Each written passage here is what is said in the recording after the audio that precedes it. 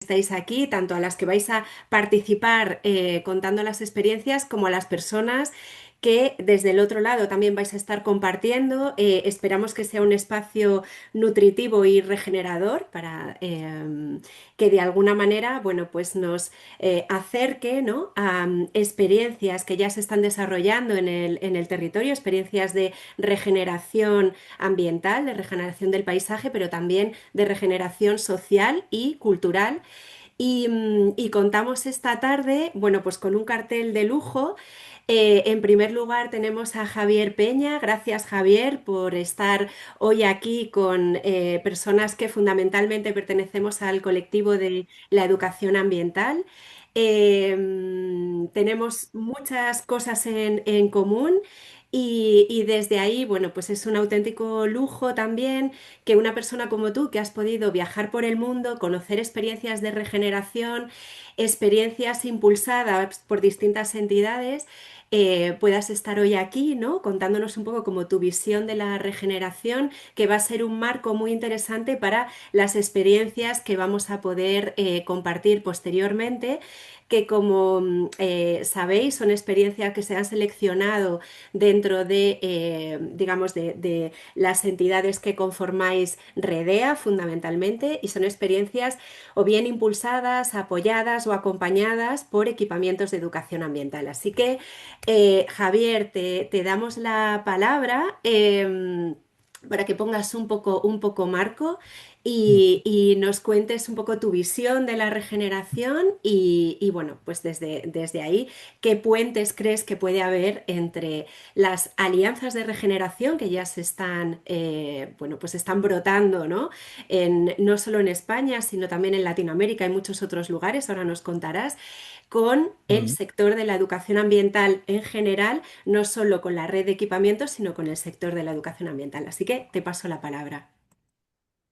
Bueno, pues muchísimas gracias Marta y muchísimas gracias a todos por la invitación y para mí es un honor participar en este foro, en este encuentro de tantas personas que forman parte de esa red de nodos de equipamientos de educación ambiental que es absolutamente fundamental para capilarizar todo el conocimiento, el buen hacer, los saberes, toda la información que tenemos a todos los territorios, que es una de las necesidades principales que tenemos para impulsar este gran cambio técnico, cultural y sistémico, que es el que se viene a llamar el cambio de la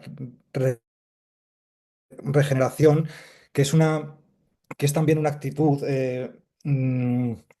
proactiva, empoderadora, ilusionante para hacer frente a los grandes retos sociales y ambientales y a las grandes crisis ecológicas en las que estamos, cambiando un poco el foco desde la apisonadora de la realidad, de los datos de degradación ambiental, de las expectativas, de las proyecciones, de pensar un poco en qué va a hacer el cambio climático y la crisis ecológica con nosotros, bueno, a poner el foco en qué es lo que vamos a hacer nosotros con estos años preciosos que tenemos enfrente, y cómo vamos a responder a esta grave crisis. Yo cuando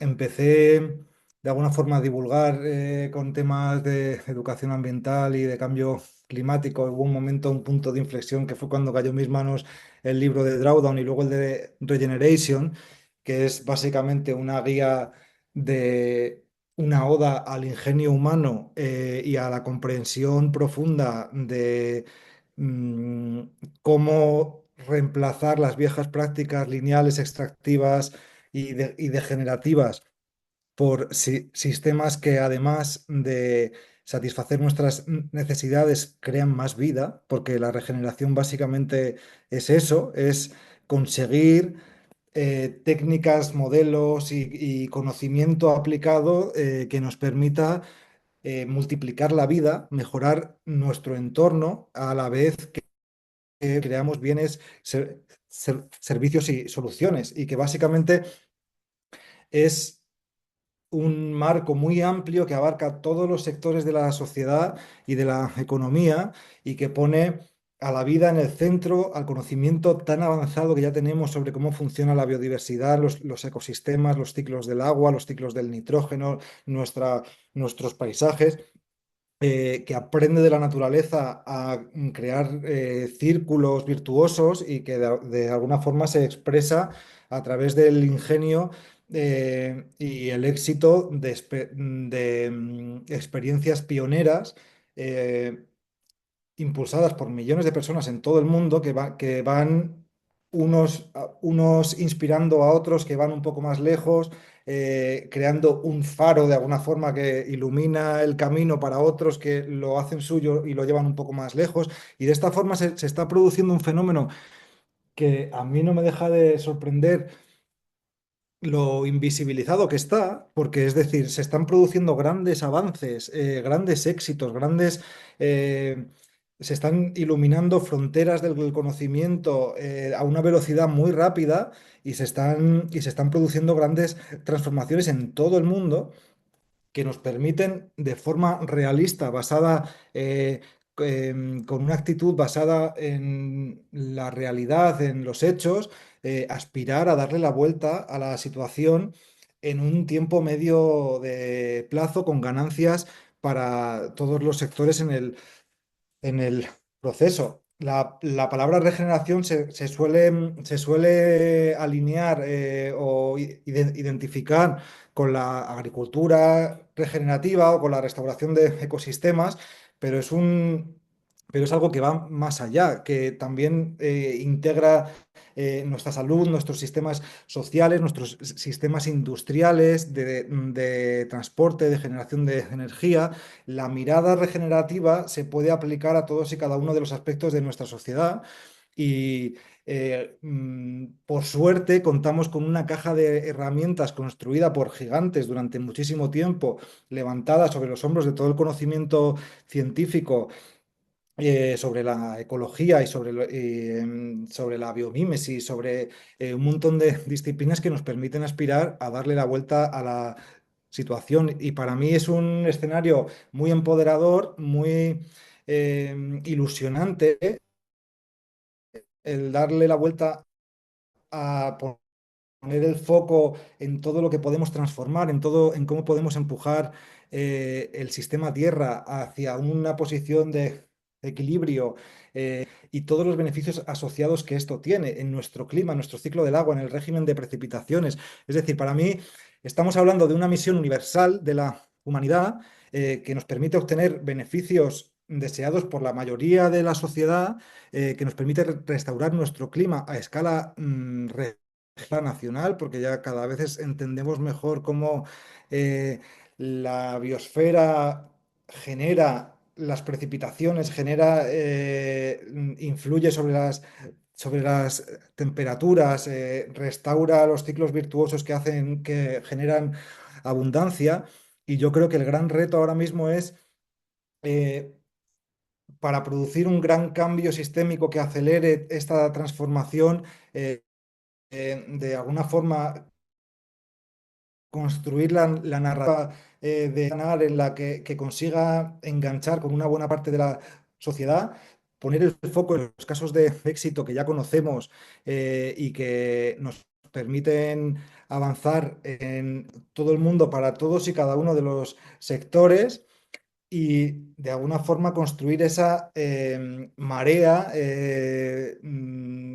ciudadana, pero también implicando a todas las entidades, a las empresas, a las instituciones para hacer un corrimiento de tierra que consiga darle la vuelta a la situación en el menor tiempo posible y escalar lo que funciona, retarnos a nosotros mismos a sacar nuestra mejor versión, a ir lo más lejos de lo que seamos capaces de imaginar, inspirarnos los unos en los otros.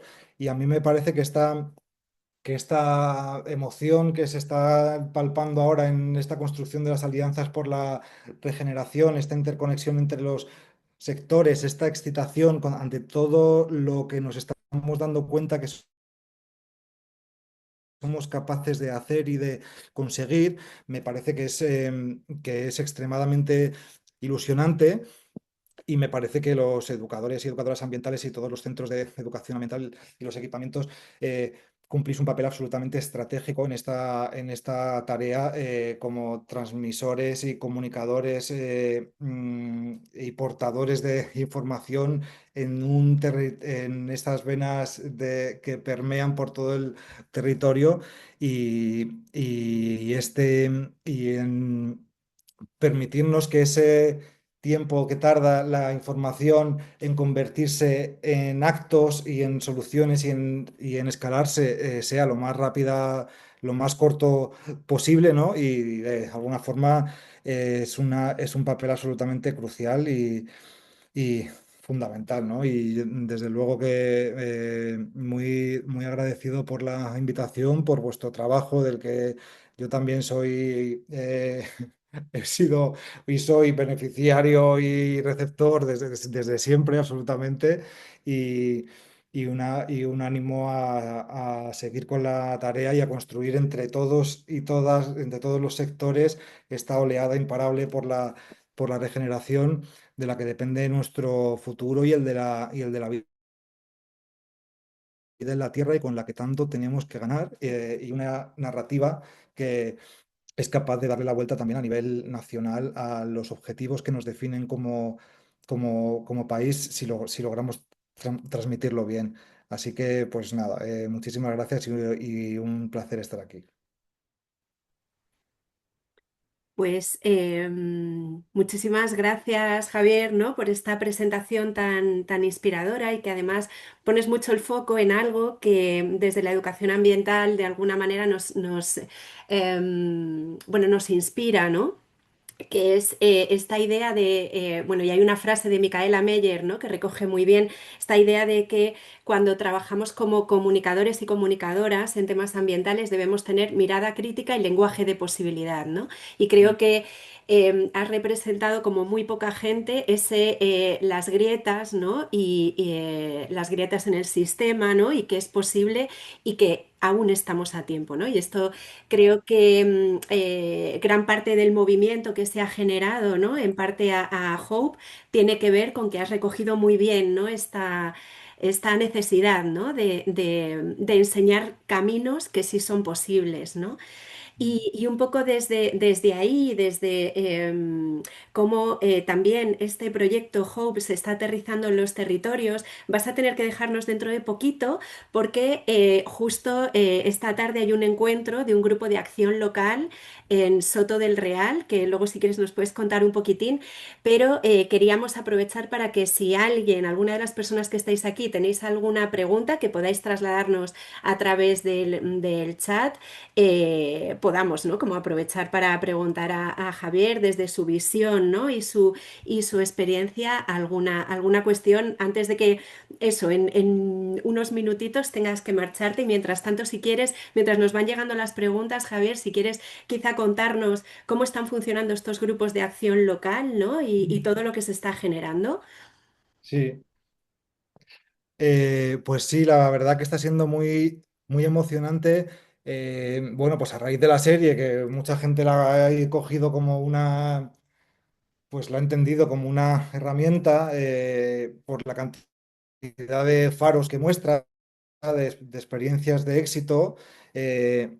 eh, pues se están creando muchos videoforums y de los que surgen muchos grupos de acción local por la regeneración, autoorganizados y independientes, pero con una base común y que estamos trabajando en crear una caja de herramientas a través de la web y a través de los recursos pues de Altequio, por ejemplo, para cómo construir una organización local y, y dinamizarlo bien, etcétera. Y la verdad es que está siendo muy ilusionante ver la emoción, la sensación de posibilidad, el empuje, la valentía de imaginar. tu municipio dentro de 15 años y empezar a idear caminos para llegar a ello y atreverse a saltar de escala y a ir más lejos y aprender unos de otros y la verdad que está siendo extremadamente ilusionante. Sí, ver cómo se está extendiendo, se conectan iniciativas, se suma nueva gente a cosas que ya están en marcha, se idean otras cosas nuevas, etcétera. Entonces está siendo un proceso muy de mucha generosidad, de mucha alianza, de mucho compromiso con los objetivos y está siendo muy enriquecedor. Mm. Hay una pregunta aquí. Un segundo que está mi perra llamando a la puerta y es que ya no la puedo ignorar. Ignorar por más tiempo. Nos ha entrado por aquí una pregunta.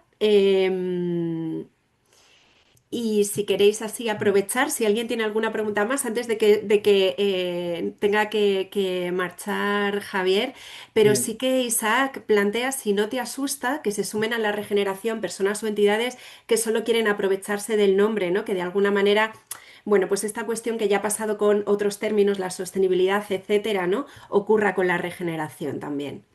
Bueno, pues de hecho es que está ocurriendo ya, es un peligro evidente y lo que tenemos que lograr es una definición para cada uno de los sectores que sea lo suficientemente concreta para dejar fuera muchas de las prácticas que de alguna forma ahora mucha gente se apunta a ponerle regenerativo a lo que hace sin que realmente lo sea, ¿no? Entonces, pues claro que es un riesgo, sobre todo en el sector de la agricultura, que la falta de definición que tenemos ahora mismo eh, lleva a que se llame regenerativo a cosas que usan glifosato o a muchas otras cosas, ¿no? Entonces es una cuestión grave, que es un riesgo que Ujú. tenemos que enfrentar claramente.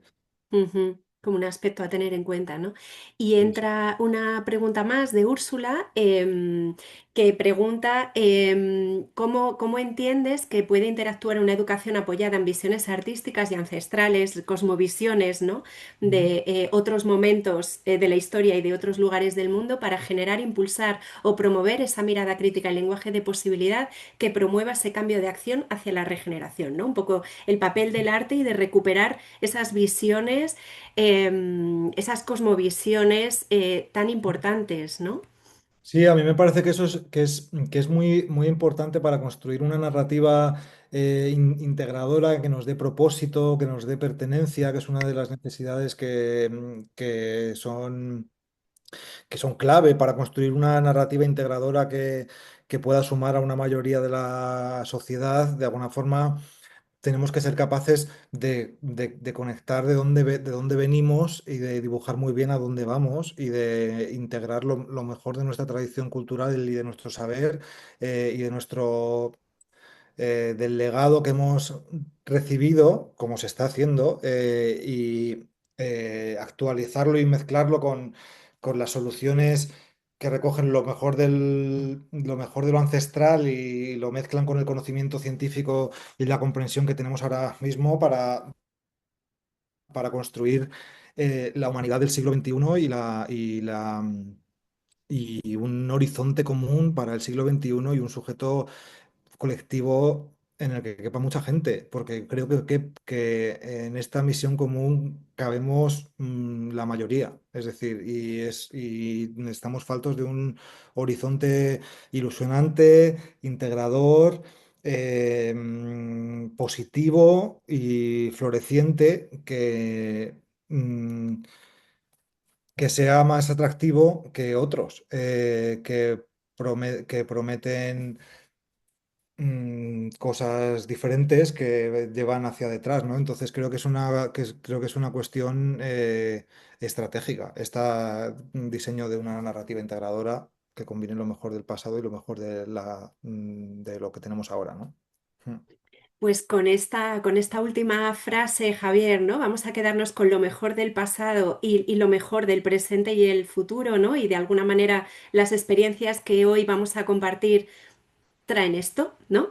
Te damos las gracias por este rato que has compartido y bueno, y seguro que ese espacio en el Grupo de Acción Local de Soto va a ser también muy nutritivo y también desde ahí os invito a las personas que estáis hoy aquí conectadas a que vayáis también un poco investigando, ¿no?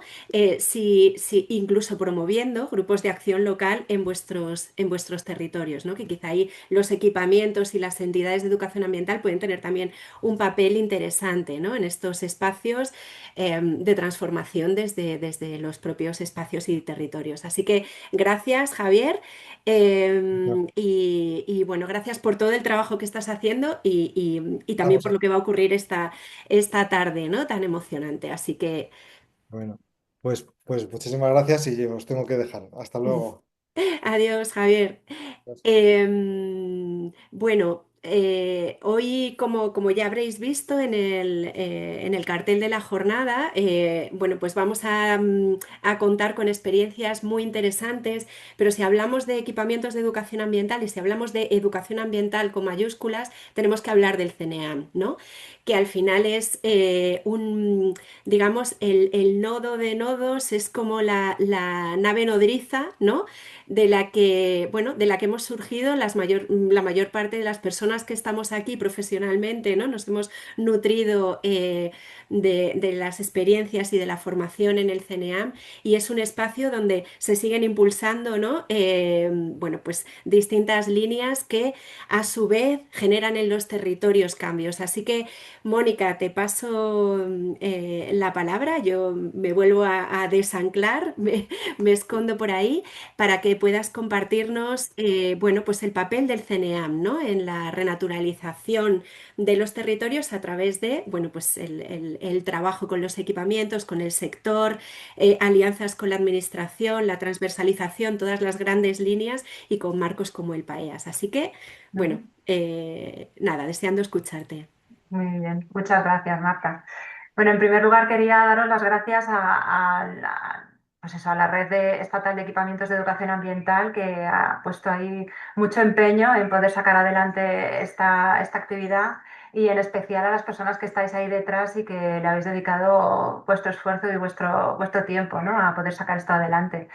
La verdad es que cuando hablamos de que el CNEAM participara en esta sesión, yo me preguntaba, bueno, ¿y por qué el CNEAM, no? ¿Qué les cuento? Porque realmente nosotros no llevamos a cabo experiencias de regeneración per se, ¿no? Pero bueno, a poco que le di así alguna vuelta, dije, bueno, pues claro, es que las experiencias de este tipo al final tienen detrás el trabajo de colectivos, ¿no? El trabajo de personas. Y quizá ahí sí que podemos decir un poquito desde el CNEAM lo que hemos estado haciendo en los últimos años y, bueno, el pequeño granito de arena que hemos puesto para que la gente se junte y hable de muchas cosas que luego pueden dar lugar o dar pie a alguna experiencia de esta tipología, ¿no? De regeneración o de muchas otras cuestiones. Entonces, para empezar, bueno, tengo una pequeña presentación que son fotos más que otra cosa para ilustrar lo que voy diciendo. Pero bueno, voy a compartirla con vosotras. Vamos a ver si me sale y os voy contando. Si me confirmáis que lo veis, pues fenomenal. ¿Sí? Se ve. Vale. Muy bien, pues bueno, antes de nada os tengo que decir un poco de dónde venimos y hacia dónde vamos para poder haceros ver o poder aclarar un poco el porqué de lo que voy a explicar a continuación.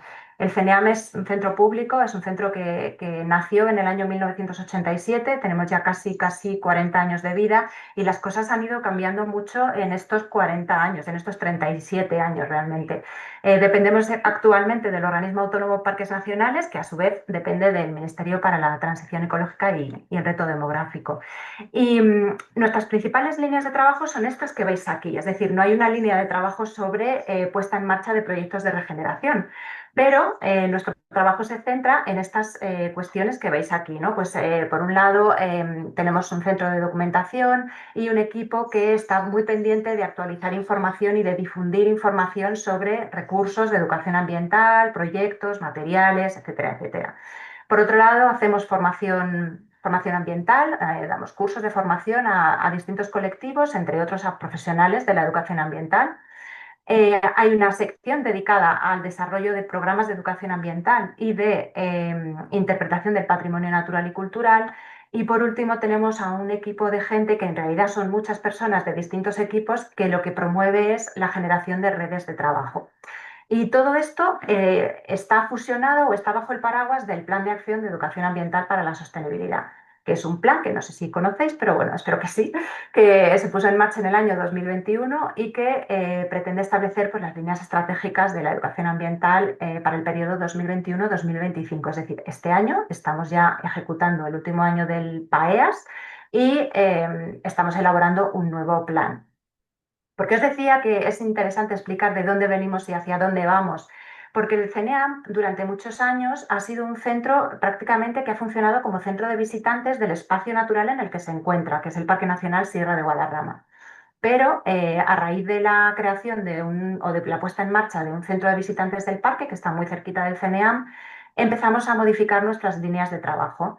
Y actualmente no trabajamos tanto con alumnado, por ejemplo, trabajamos con el público adulto fundamentalmente y trabajamos con gente que es capaz de replicar prácticas, de llegar al CENEAM y de buscar ideas, compartir y luego exportar. Entonces, más que otra cosa, ahora nos dedicamos a hacer actividades para ese público adulto, que son formadores de formadores. Ese es uno de los grandes cambios en las líneas de trabajo del CENEAM.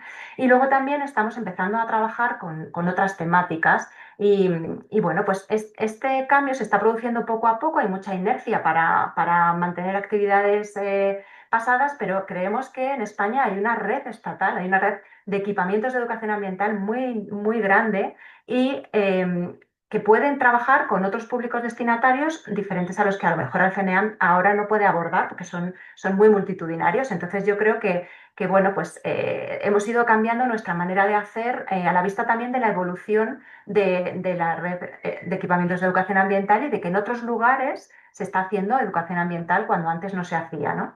Entonces, bueno, esto creo que es interesante ponerlo sobre la mesa porque ¿qué es lo que hace el CNEAM en materia o cómo impulsa las actividades de regeneración? Pues os hablaba antes de concretamente 4 líneas de trabajo, pero 2 de ellas están muy vinculadas con este tema. Una de ellas es la que tiene que ver con la difusión. Es decir, hay un equipo de personas en el CNEAM que recopila información de muchas fuentes y se dedica a difundirla. Y esto hemos hecho con experiencias de regeneración. Por ejemplo, me hizo mucha ilusión ver uno de los capítulos de Hope, porque en ese capítulo justamente aparecía una experiencia, que es la de Albelal, que trabaja en la regeneración de suelos en Murcia y Almería, y esta experiencia la habíamos recopilado como parte de un proyecto LIFE en el que participó el CENEAM como socio, el LIFE Sara, sobre experiencias de adaptación al cambio climático. Entonces me hace ilusión ver que coincidimos en la búsqueda de casos, ¿no? y que aparecen aquí y allá porque son de verdad casos interesantes que contar, ¿no? Entonces, bueno, pues este es uno de los proyectos en los que estuvimos involucrados, que sí que se ponían de manifiesto y se difundieron y se hizo una exposición con cada uno de los casos que pudimos seleccionar bueno, con los que hicimos distintos formatos para difundir. Este es un caso. Otro caso es la creación de un inventario de recursos para la educación ambiental, donde hay una pestaña con equipamientos de educación ambiental y enlaces a cada una de las páginas de los equipamientos, con materiales, con entidades que trabajan la educación ambiental, la participación social y otro apartado donde hay proyectos inspiradores de educación ambiental para la sostenibilidad. ¿Dónde van a ir a parar todas estas experiencias que vais a contar esta tarde y otras bueno, pues que nos van llegando por aquí y por allá y que creemos que tienen que ser difundidas, ¿no? Porque lo bueno hay que replicarlo y lo tiene que conocer la gente. Entonces, esta es una de nuestras principales líneas de trabajo y bueno, pues ahí estamos tratando de dar apoyo a mucha gente para difundir sus actividades. A través también de la carpeta informativa, que sabéis que es un boletín electrónico que cada mes pues, enviamos las novedades a un montón de suscriptores y también está publicado en nuestra página web y es de acceso gratuito, por supuesto, y público. Pero donde quería centrar un poco el tema es en la otra pata importante del CNEAM que creo que tiene mucho que ver con lo que aquí hablamos de las alianzas, ¿no?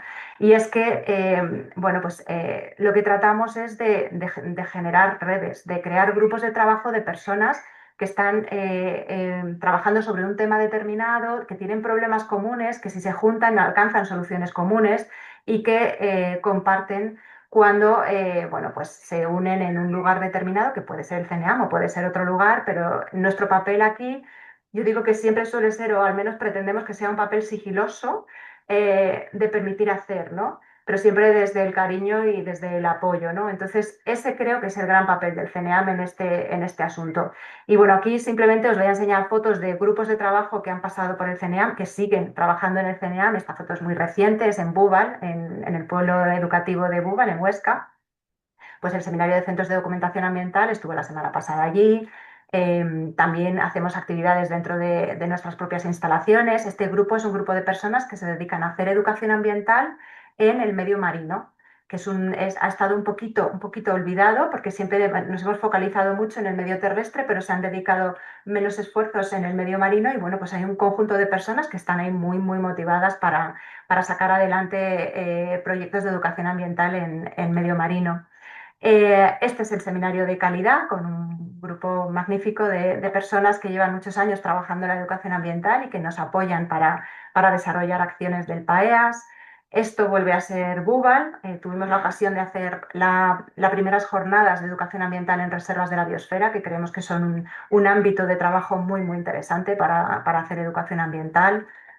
El seminario de reconexión con la naturaleza, allí cerquita en el Robledal que tenemos en el entorno del CNEAM. Me he pasado aquí estáis vosotras y vosotros, el seminario de equipamientos de educación ambiental. Esta foto creo que está tomada en Granadilla, en una de las salas de trabajo de allí. Esta, bueno, es el simposio de docentes de SENRED, donde juntamos a muchos profesores bueno, pues que hacen proyectos de sostenibilidad en la escuela y una vez al año se juntan en el CNEAM en verano y comparten. Al final lo que hay que hacer es compartir experiencias, compartir problemas y sobre todo compartir soluciones. Esta es una jornada de reconexión con la naturaleza que se hizo también en invierno pasado, otro seminario, en fin, muchas actividades. Solo quería poner fotos para que vierais un poco la tipología de grupos que pasan por el CNEAM. Y bueno, por último quería hablaros un poquito más del PAEAS, el Plan de Acción de Educación Ambiental para la Sostenibilidad, que os he comentado que nos da un marco de trabajo.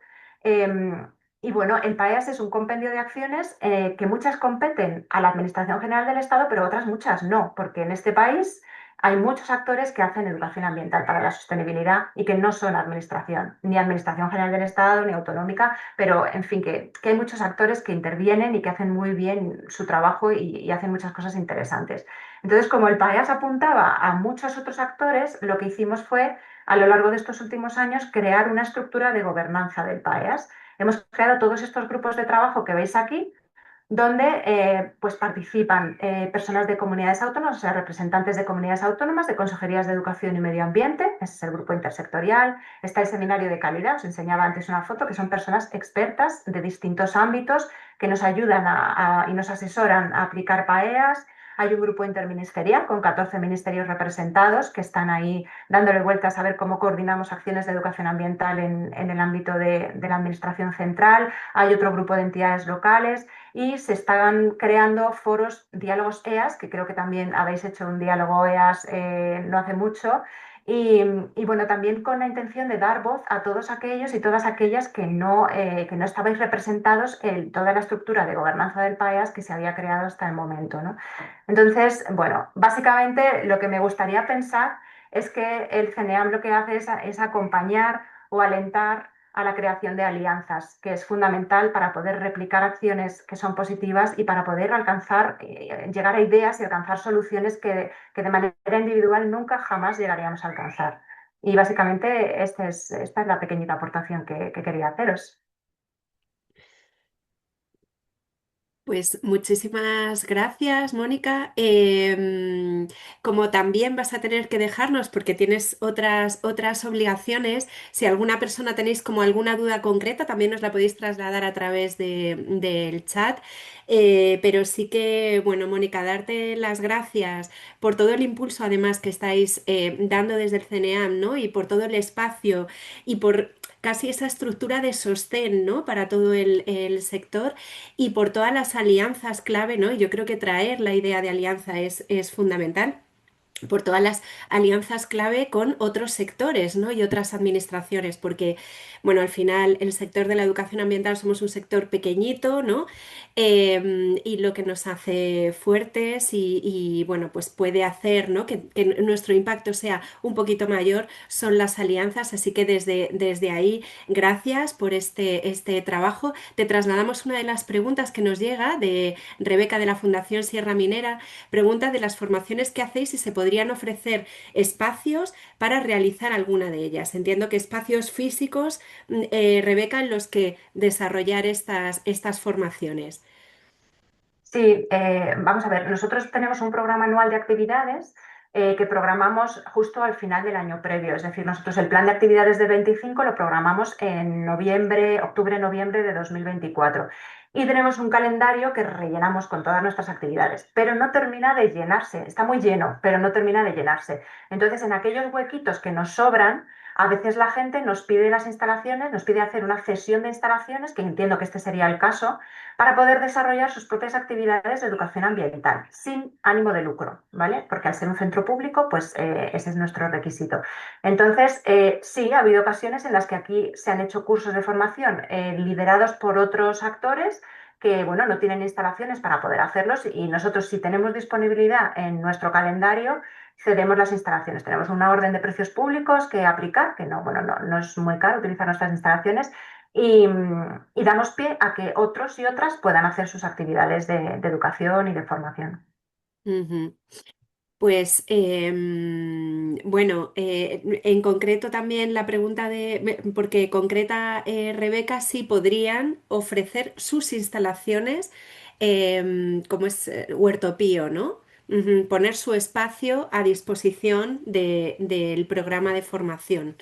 Lo he entendido al revés. Sí, Yo tampoco sí, tenía claro al principio, ¿eh? sí, sí, Gracias, sí. Rebeca, por la puntualización, pero está bien porque también podría ser que alguna entidad estuviera en esta situación que comentabas. Mónica, Mm, así podemos como mm. tratar las dos situaciones, ¿no? Vale, Diferentes. sí, sí, sí, entendido, entendido ya. Vale, pues sí se da el caso contrario también, ¿vale? Lo que pasa que como pertenecemos a la Administración General del Estado y tenemos a Hacienda controlando todo lo que hacemos y dejamos de hacer, cuando nos vamos a hacer, ¿qué ocurre? Ocurre que nos vamos a hacer actividades nuestras a otros lugares.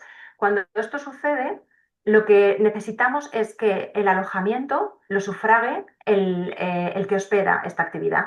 Porque de otro modo nos dice nuestra intervención general del Estado que, bueno, pues que tendríamos que no saldría gratis de hacerlo en el CNEAM. Entonces, esa es la condición, que el alojamiento allá donde vayamos nos salga gratis, ¿vale? Ujú, Pero es posible y de hecho se hace. sí. Pues en cualquier caso, quizá Rebeca, si tienes como alguna, ¿no? Como cuestión así más particular y alguna duda, quizá te puedes poner en contacto con el CNEAM para ver si sería posible esta posibilidad dentro del marco que comentaba Mónica, que evidentemente es el marco vigente, ¿no? Para en los programas de actividad en la administración pública. Pues no sé si hay alguna duda más.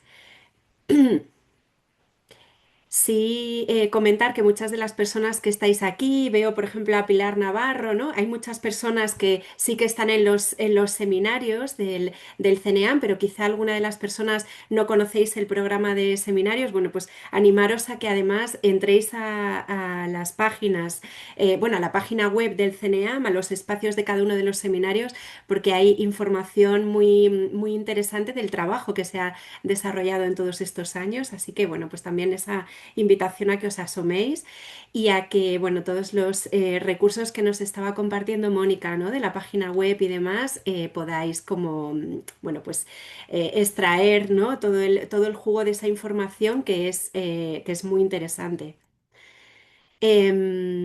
Vale, perfecto. Pues Rebeca, nada, ya te dejamos así como para que puedas contactar posteriormente con el CNA para ver un poco esta situación particular. Mónica, te agradecemos muchísimo. Bueno, tu presentación, por supuesto, pero también todo el trabajo global que estáis desarrollando desde el CNEAM, porque no seríamos quienes somos ni estaríamos haciendo lo que estamos haciendo si no fuera por el CNEAM. Así que gracias por todos estos años de trabajo y por todos los marcos, además, que nos permiten, ¿no? De alguna manera, cuando vamos a determinados lugares, ¿no? Y hablamos de educación ambiental, bueno, fortalecer nuestro discurso, porque estamos dentro de un plan y estamos dentro de unos marcos, ¿no? Así que muchísimas gracias por todo el trabajo que desarrolláis todo el equipo del CNEAM. Gracias. Y bueno, y en concreto también por haber acudido, ¿no? A nuestra llamada hoy para poder tener esta visión, ¿no? De distintos proyectos. Así que muchísimas gracias.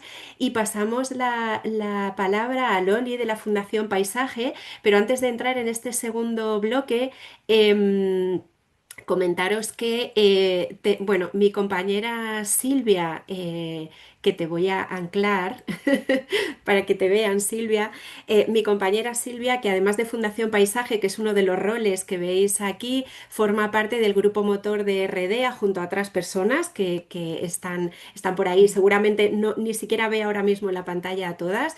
Así que gracias a todo el equipo de REDEA por todo el trabajo que está detrás de Redea en general y de esta jornada en particular, pero quiero dar las gracias especialmente a Silvia, que además está apoyando hoy muchísimo en toda la parte técnica y que en este segundo bloque que abrimos de experiencias concretas de regeneración va a estar recogiendo todas vuestras preguntas y al final, bueno, vamos a poder hacer como un espacio para intercambiar impresiones, reflexiones, etcétera. Así que muchísimas gracias, Silvia.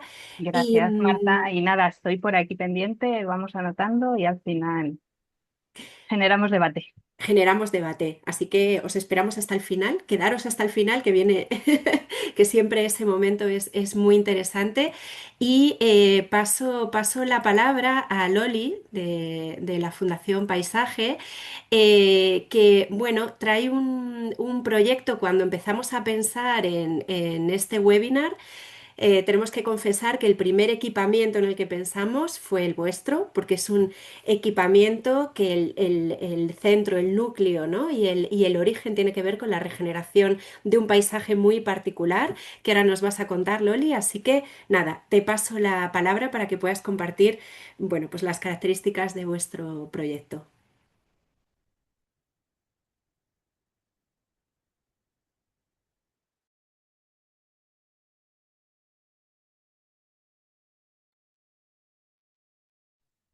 Muchas gracias, Marta. Para mí es un honor el estar en este espacio para hablar de educación, de evolución, de sentido y de esperanza. Yo quiero compartir con todas vosotras la importancia de impulsar una mirada colectiva regeneradora hacia el paisaje.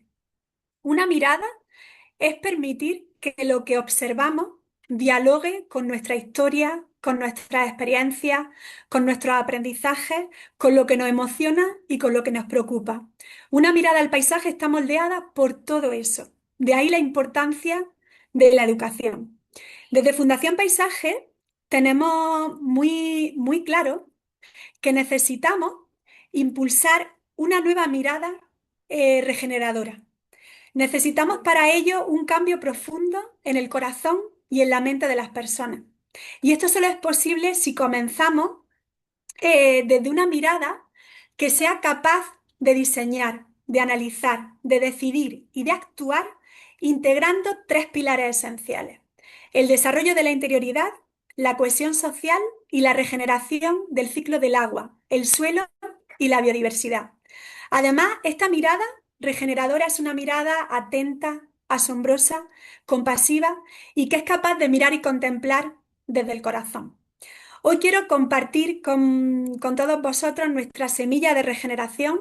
Nuestras líneas de actuación desde Fundación Paisaje son la formación, el impulso de redes de aprendizaje y el impulso de paisajes de aprendizaje.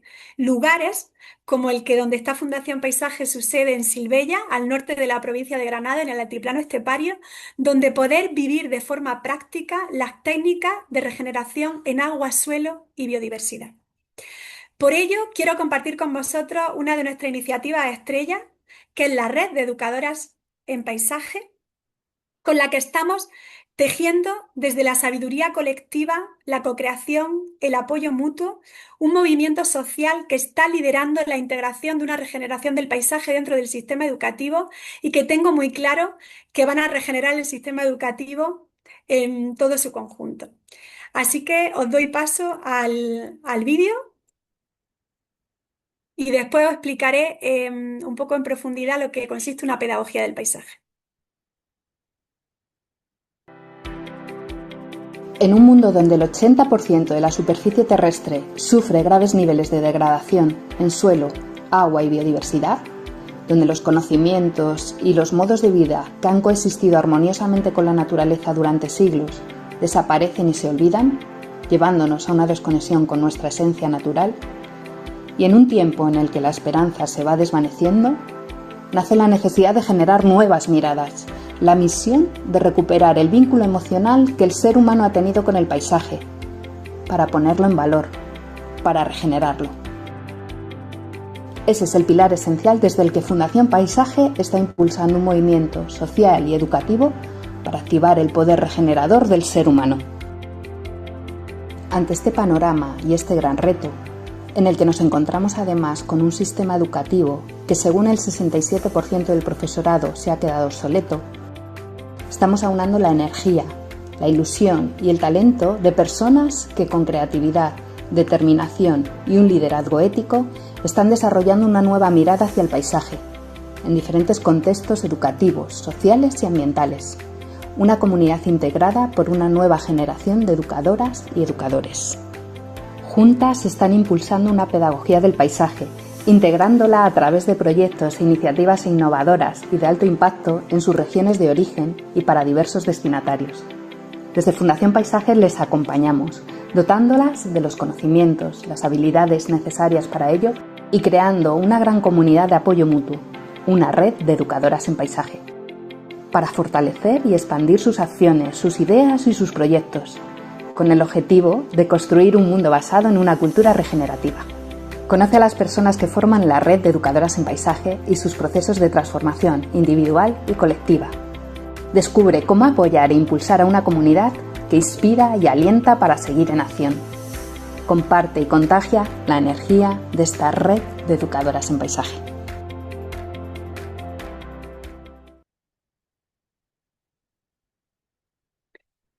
Las personas que forman parte de la red educadora en paisaje se convierten en embajadoras de una pedagogía del paisaje. Son personas con perfil de liderazgo, con grandes habilidades, conocimientos y competencias para liderar esta integración de la regeneración del paisaje dentro del sistema educativo y otros sistemas a los que también queremos llegar. Una pedagogía del paisaje es un marco teórico y metodológico que desarrolla las competencias necesarias para generar esa mirada regeneradora. Una pedagogía del paisaje nace desde el análisis de las necesidades a través de las cuales el ser humano se relaciona con el entorno para construir un paisaje, que son 4. La alimentación, la protección, la construcción de nuestro hogar, de nuestra vivienda, la comunidad, porque somos seres gregarios, y la interioridad, porque el ser humano no solo se nutre de alimentos, sino también del cantar de los pájaros, del fluir del agua. Con una pedagogía del paisaje, en un primer paso, conseguimos generar el empoderamiento necesario para conseguir un propósito claro de querer, de motivación. Quiero regenerar, quiero aportar, cambiar esa narrativa. En un segundo paso, conseguimos integrar todas las competencias de la inteligencia social para que sepa hacerlo desde la sabiduría colectiva, desde la cocreación, la cooperación y aprenda a tejer redes. Y en un último paso, es que tenga todos los conocimientos y las competencias para saber tomar decisiones en nuestro día a día que nos lleven hacia la regeneración del ciclo del agua, el suelo y la biodiversidad. Con una pedagogía del paisaje aprendemos a mirar desde múltiples perspectivas, porque el mayor daño que podemos hacer a un paisaje es mirarlo desde una única perspectiva, que es lo que está ocurriendo actualmente. Hablar de paisaje y su regeneración significa hablar de alimentación, de agricultura, de ganadería, de creatividad, de arte, de sentimientos, de emociones, de ordenación territorial y de naturalización de espacios. Y todo ello está integrado en nuestro modelo y en el currículum de una pedagogía del paisaje. Los perfiles que forman parte de la red educadora en paisajes son diversos, tan diverso como lo que acabo de decir, porque hablar de paisaje significa hablar de todos esos conceptos. Tenemos dentro desde artistas hasta agricultores, hasta investigadores, profesores de universidad, biólogos, todos los actores que de alguna manera estamos involucrados en la regeneración de un territorio. Muchísimas gracias por vuestra atención, por vuestra escucha y nunca debemos olvidar que el paisaje representa las huellas de un pasado, de un presente, pero también la esperanza de un futuro mejor. Bueno, pues muchísimas gracias, Loli, ha sido muy inspirador. Sí te voy a pedir que previamente alguna persona preguntaba si las personas que vais a trasladar vuestras experiencias podríais compartir algún correo o alguna página web de contacto, así que esto os lo voy a ir pidiendo a cada una de las personas que vais a intervenir, si podéis escribir en el chat para quien quiera contactar y saber un poquito más sobre vuestros proyectos. Si alguien tiene preguntas sobre la presentación de Loli o las siguientes, os pedimos que las vayamos bueno, trasladando a través del chat. Y paso la palabra a Dani Blanco, que no te veo ahora mismo por ahí. Y a ver, un segundito, qué te busco para ponerte, darte el tamaño que mereces para el proyecto que... Vale, a ver.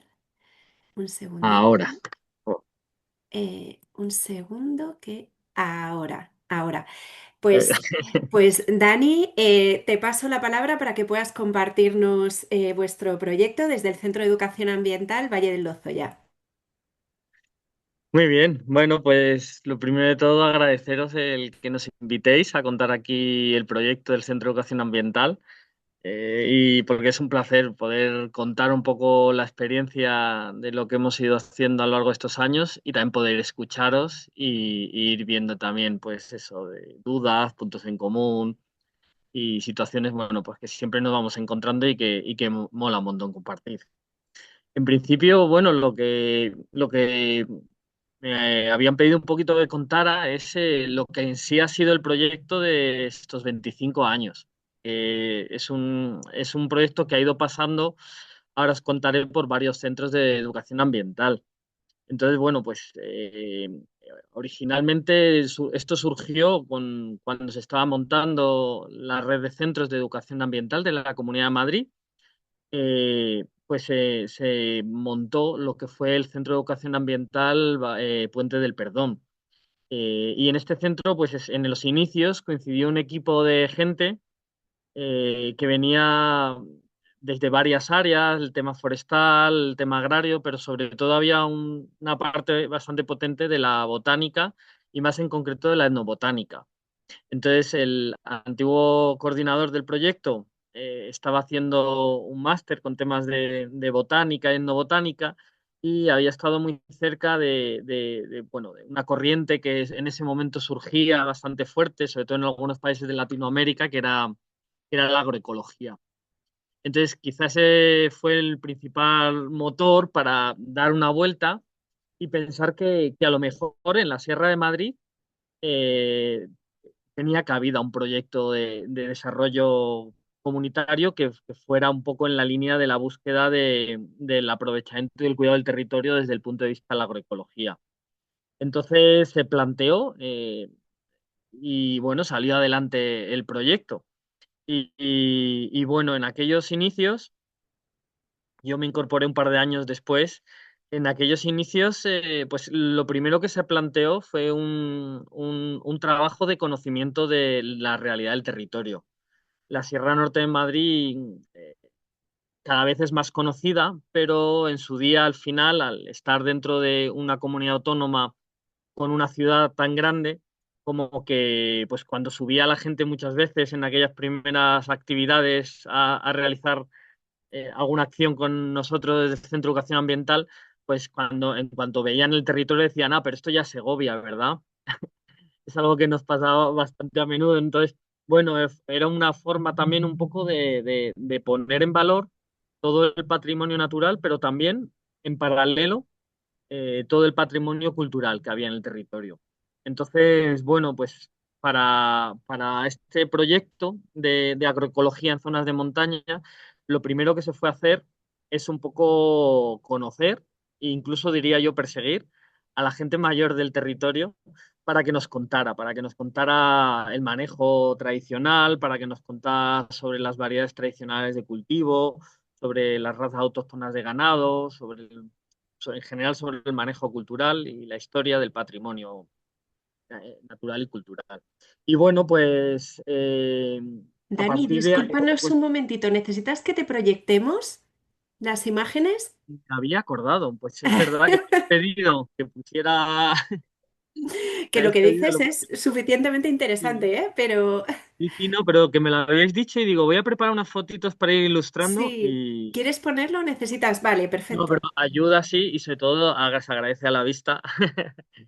¿Se ve? ¿Se Se ven ahí ve, las se ve, imágenes? se ve, se ve. Genial.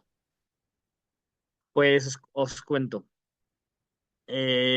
Bueno, aquí podemos ver una foto del Valle de Lozoya, donde está marcado el origen un poco del proyecto, ¿no? En la zona final del valle, ya en la zona de Rascafría.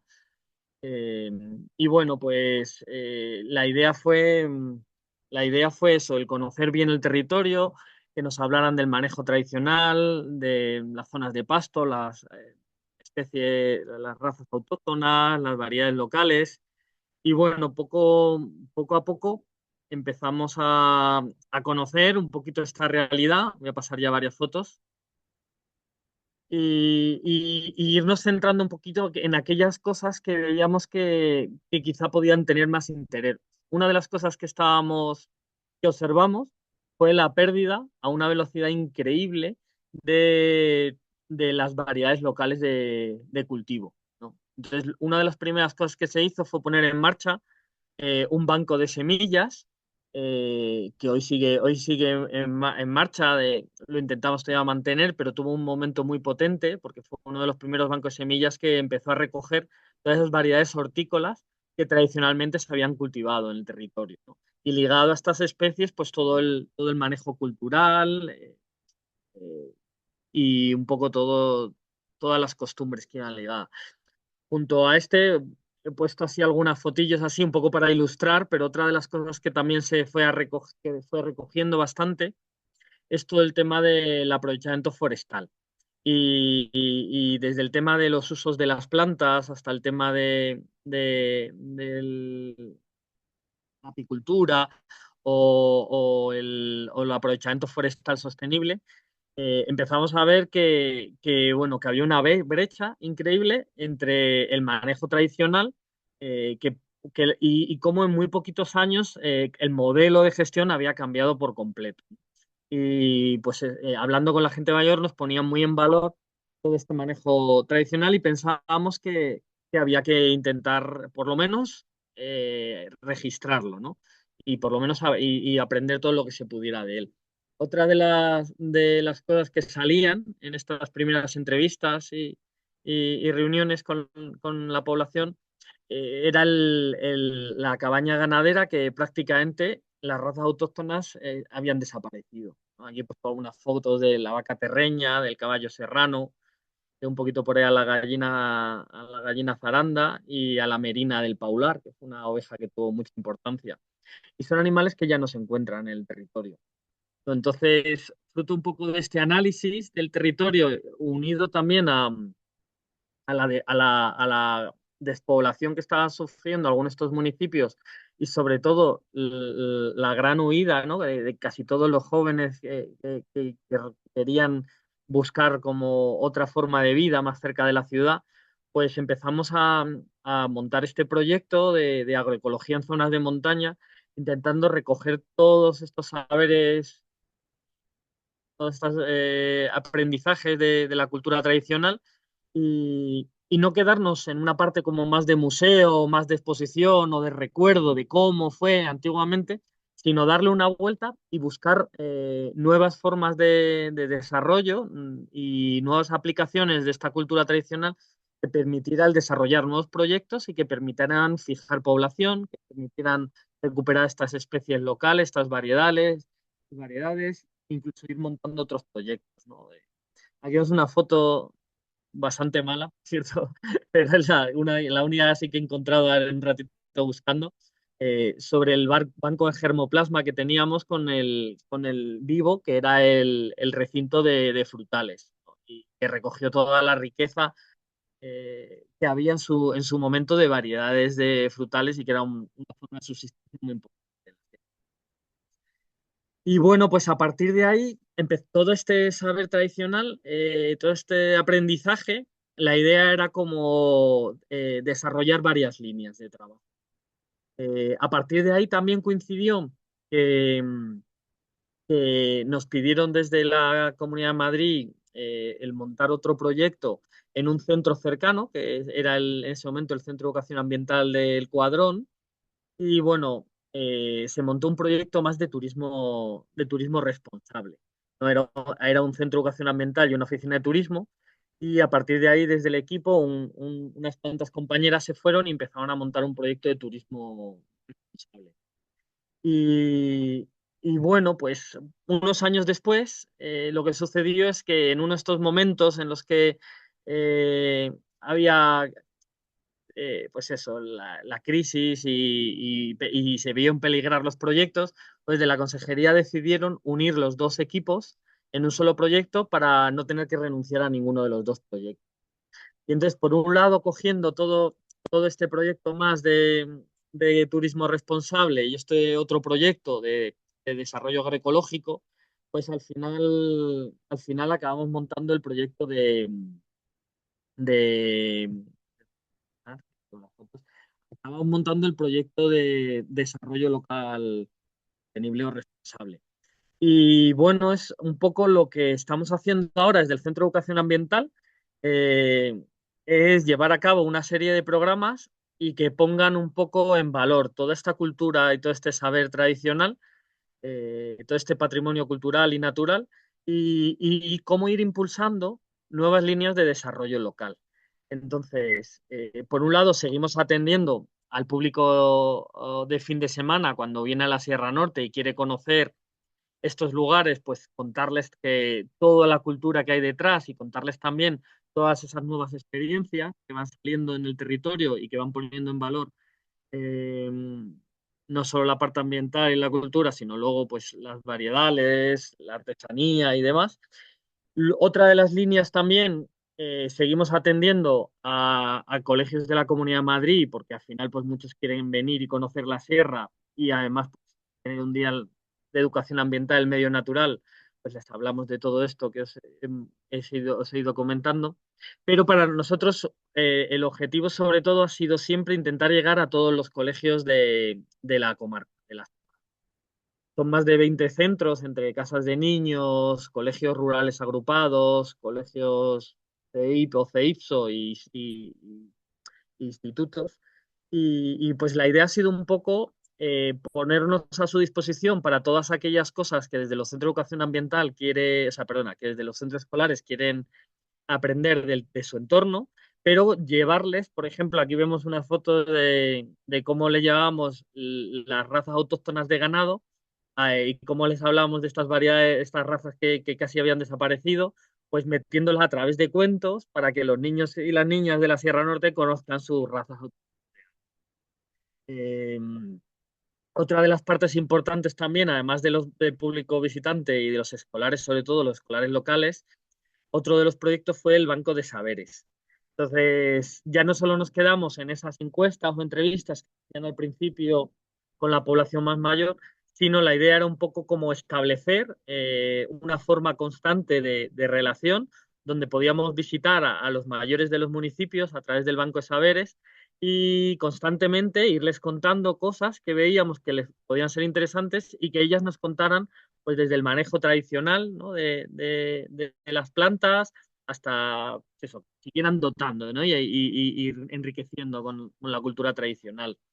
Otro de los programas bastante importantes que se hizo a partir del Banco de Semillas fue todo el tema de la puesta en valor de las variedades locales y todo el tema de intentar fomentar pues, que la gente también conociera las variedades locales, que pudiera como por lo menos identificar, reconocer y que hubiera todavía huertos que siguieran cultivando estas variedades, ¿no? El tema del asesoramiento agroecológico, los cursos de agroecología, todo el tema del compostaje.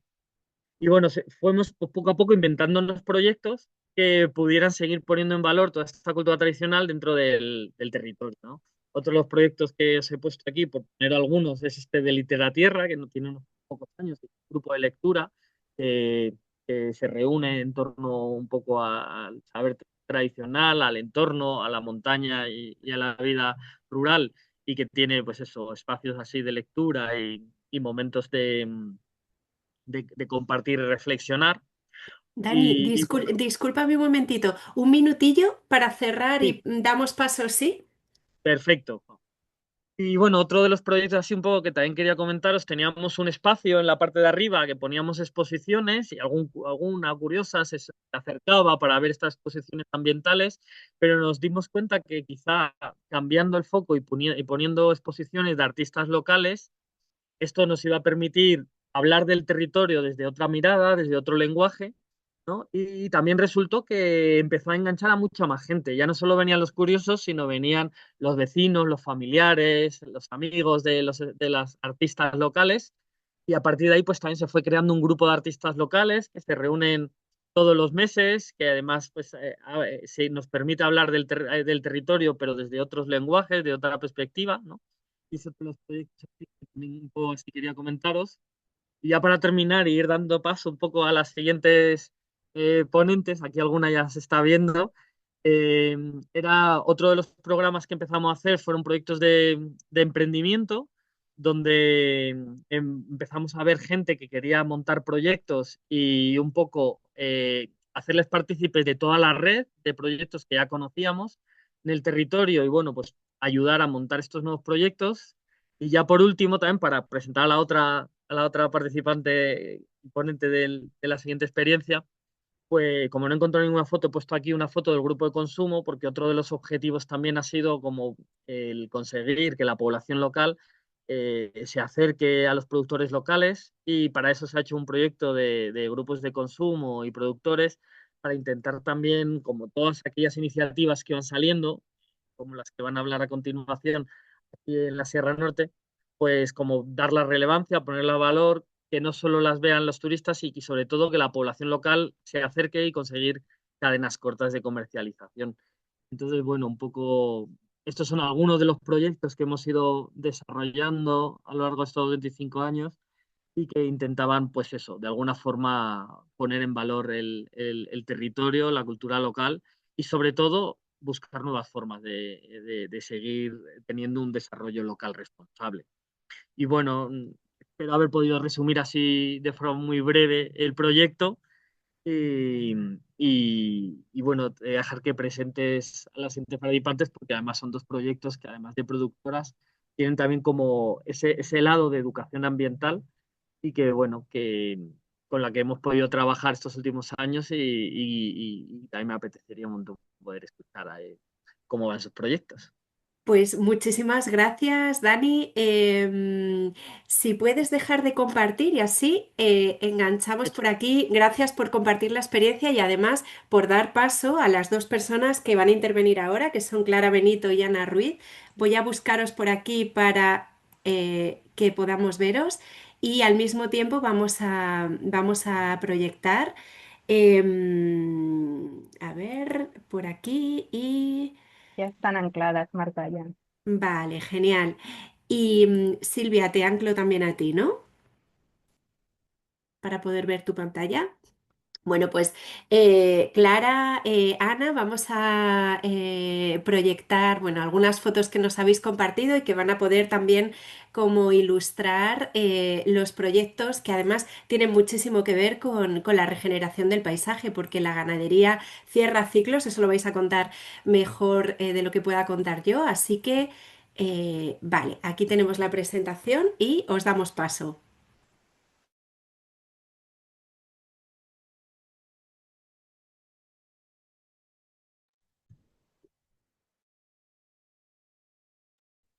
Ahora, ¿se nos oye? Hola, hola. ¿Sí? Vale, sí, lo has hecho. Bueno, Marta, sí. Se oye, se oye.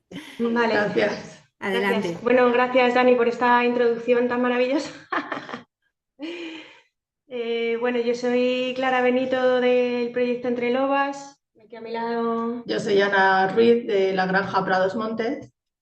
Bueno, venimos juntas, somos amigas, Sí. pero además es que nuestros proyectos son, bueno, son parecidos, los objetivos son los mismos, son regenerar. Nosotras trabajamos a pie de campo con nuestros rebaños de ganado menor. Intentamos también, enlazando con un poco lo que decía Dani, intentamos hacer esa recuperación de la tradición, de ese manejo tradicional, aunque es verdad que actualizado a nuestros tiempos y por lo que hemos podido saber hablando con pastoras que fueron pastoras cuando eran niñas, bueno, de una manera mucho más cómoda que como lo tenían que hacer ellas. Bueno, nosotras lo que creemos es que el ganado cumple un papel esencial, el ganado menor dirigido, estos rebaños de herbívoros cumplen un papel esencial para evitar la matorralización. Aquí donde habitamos, el territorio que nosotras tenemos, lo que generalmente tiene es mucho matorral de jara. Bueno, invadió, digamos, un poco nuestro territorio con ese abandono de la agricultura y de la ganadería y estas actividades agrícolas y ganaderas. Y lo que queremos hacer en ello es precisamente bueno, pues evitar toda esa matorralización e intentar volver un poco a estos paisajes en mosaico en los que haya arbusto, pero también haya árbol y también haya pastizal. Además que, bueno, somos muy conscientes de que los pastizales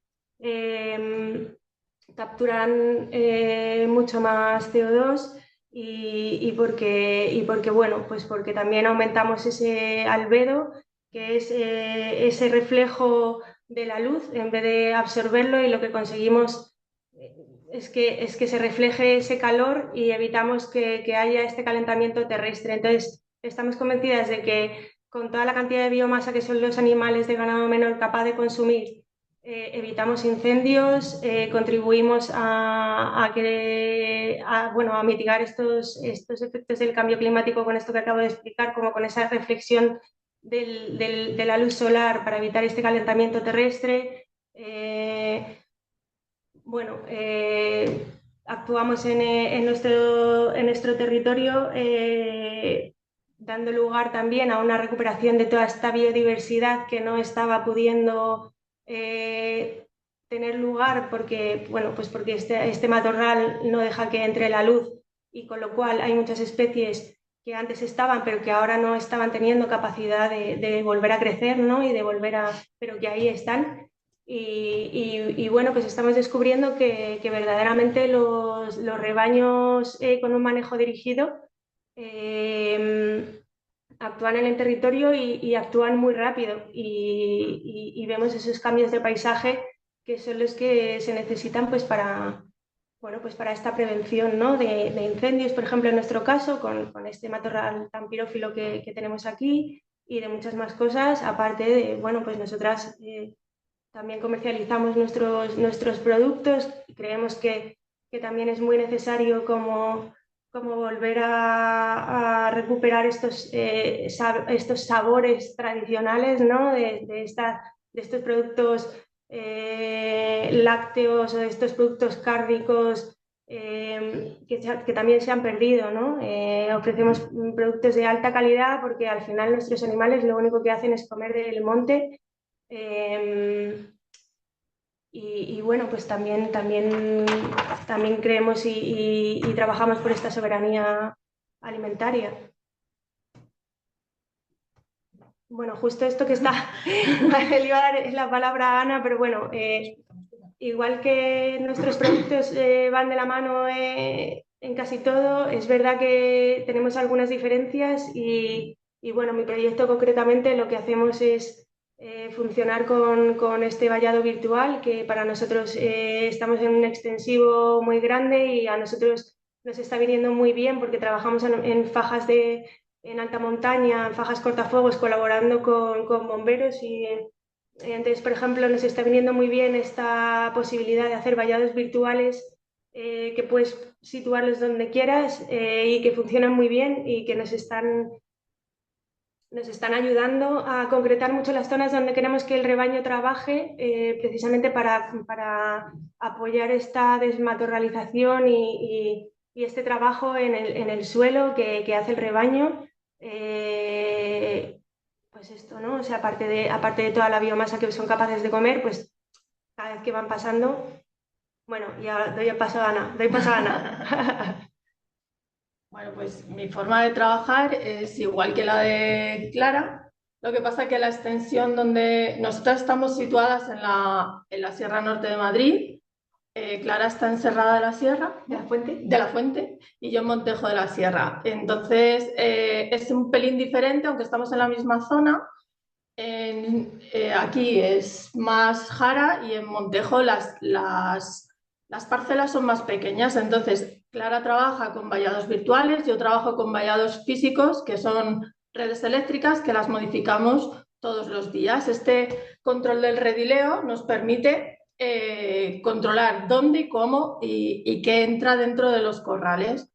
Entonces, nosotras hacemos unas rotaciones que permite que el pasto se regenere. Todo se hace como un reseteo de todo el pasto, entonces todas las variedades, ya sean más palatables o menos palatables, crecen al mismo tiempo, entonces la biodiversidad aumenta y aumenta también la calidad del pasto, porque controlamos también si echamos o no, les ponemos o no ivermectina a nuestros animales, que hacen que las heces perdure más o menos tiempo ¿cómo se llama? Bueno, este producto que es un antiparasitario, la ivermectina dura más de 6 meses en heces, entonces nosotras no utilizamos ivermectina para desparasitar, tendremos que desparasitar más veces, pero conseguimos que el estiércol se incorpore a la tierra. Entonces todo el ciclo se hace mucho más rápido. Y bueno, la pata tanto de la oveja como de la cabra, así como la mordida, hace que las especies se recuperen antes. No se compacta tanto el suelo como el ganado mayor y entonces lo que hacemos es mejorar la calidad de la biodiversidad que tenemos en nuestro entorno. Aparte cuando se hace pastoreo contra incendios se hace mucho más intenso y mucho más fuerte porque lo que queremos es que todo esté muy limpio. Pero cuando quieres regenerar el pasto, nosotros lo que hacemos es dejamos pasar mucho tiempo hasta volver al mismo sitio donde hemos estado. Por ejemplo, hoy están en una zona y no volverán hasta después del verano, cuando ya el pasto se haya podido regenerar. Entonces, esta es nuestra manera de trabajar y así es como nosotras aportamos a nuestro entorno. Aparte de trabajar con variedades locales y variedades tradicionales, mis ovejas son colmenareñas, autóctonas de la Comunidad de Madrid y están muy, muy adaptadas a lo que es el entorno en el que están. Por lo tanto, ni Clara ni yo hacemos aporte de pienso. Es ganado que está criado a pasto. Entonces, también tenemos un cierto respeto sobre los ciclos de crianza. Mis ovejas, por ejemplo, yo las vendo como recentales, no vendo lechales. ¿Por qué? Porque me parece mucho más saludable para la madre y para el cordero también. Y bueno, desde nuestro pequeño rincón también hacemos educación ambiental. Abrimos nuestras granjas y nuestras explotaciones para enseñar a la gente lo que hacemos y cómo lo hacemos y la manera de convivir con el medio en el que nos encontramos. Entonces, para nosotros esta parte es fundamental porque la gente que nos visita también se lleva un conocimiento respetuoso de cómo se acerca uno al ganado y al entorno en el que nos encontramos. Y bueno, ¿tienes algo que aportar? Sí, nada, esto sí, la importancia de recibir visitas a nuestros rebaños. Bueno, pues esto sí, para hacer un poco de educación ambiental para esta gente que a lo mejor no habita en estos territorios, pero bueno, que es muy importante que conozcan pues como vimos aquí, porque es importante que nuestros rebaños estén en el monte, porque es importante que nuestros rebaños estén defendidos con perros mastines, porque estamos en zona de lobo. Bueno, pues la importancia que tiene todas estas cosas y sobre todo el por qué. Y verdaderamente sí, yo sí que creo que la gente se va comprendiendo mucho más, ¿no? Que no ha sido solamente un paseo por el campo, sino que, bueno, pues este cambio de mirada, ¿no? Que estamos hablando en este encuentro que tenemos aquí y que es tan importante para que la gente entienda por qué tenemos que regenerar nuestros montes, por qué son tan importantes nuestros suelos. No es solo una cuestión de sentimiento, es una cuestión de vida y es una cuestión de necesidad de recuperar nuestros terrenos y bueno, pues en ello estamos. Bueno, pues muchísimas gracias por el proyecto que estáis desarrollando, ¿no? Que es un proyecto que claramente regenera, ¿no? El paisaje y utilizáis además la ganadería y una ganadería muy respetuosa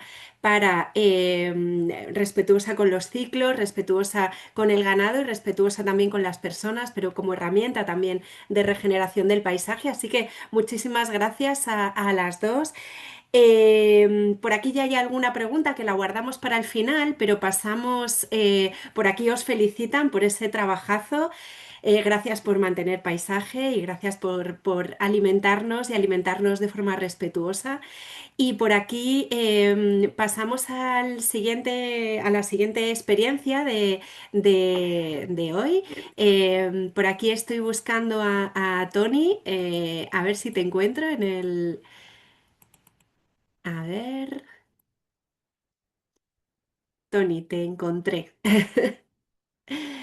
Em, para que puedas compartirnos una experiencia de regeneración que tiene el epicentro en los centros educativos y que además en este momento en el que estamos de altísimas temperaturas con el final de curso, creo que no hay un centro educativo que no sueñe con la renaturalización. Así que por favor, Tony, cuéntanos cómo ha sido vuestro proyecto en Castilla y León. Bueno, deciros que Tony es el coordinador del PRAE, el Centro de Educación Ambiental de Referencia de Castilla y León. Así que Tony, si puedes contarnos un poquito vuestro proyecto para también inspirar a las personas que estén próximas al sistema educativo. Ahora, muchas gracias, Marta. Pues en primer lugar, muchas gracias por la invitación, por hacernos poder compartir nuestra experiencia y agradecer al resto de experiencias, pues lo ilusionantes que son y lo que nos llenan de esperanza. Y por la parte que me toca a mí, la parte de regeneración que estabas hablando, que es tan importante en uno de los lugares donde uno de los sectores en más riesgo frente a las consecuencias del cambio climático, que es la infancia, junto con las personas mayores, pasan el mayor tiempo uno de los mayores tiempos del día, que es el tiempo en el que están en el colegio. Pero aparte de esa regeneración que vamos a ver en un pequeño vídeo, yo creo que lo más importante, o por lo menos de lo que más orgullosos nos sentimos en el proyecto nuestro, es que también tiene como epicentro regenerar las mentes de todas nosotras, de todas las personas, porque muchas veces corremos el riesgo de regenerar por fuera, pero quedarnos como estábamos por dentro. Y eso siempre, ese riesgo hay que tenerlo en cuenta para que no sean soluciones estéticas y realmente esa esperanza que todos deseamos tenga un pozo y no se centre en algo que a mí me da cierto pavor, y es que si el problema es el calor en las aulas, no se solucione con energía barata y aire acondicionado. Si una de las consecuencias que tiene el cambio climático, una de las consecuencias positivas fue ver la necesidad de utilizar el exterior como escenario de aprendizaje, no me gustaría que eso se obviase y esa oportunidad que tuvimos, pues que se continúe en el tiempo. Si queréis, podemos poner directamente el vídeo, luego hago un par de comentarios si queréis y luego ya pasamos a lo siguiente.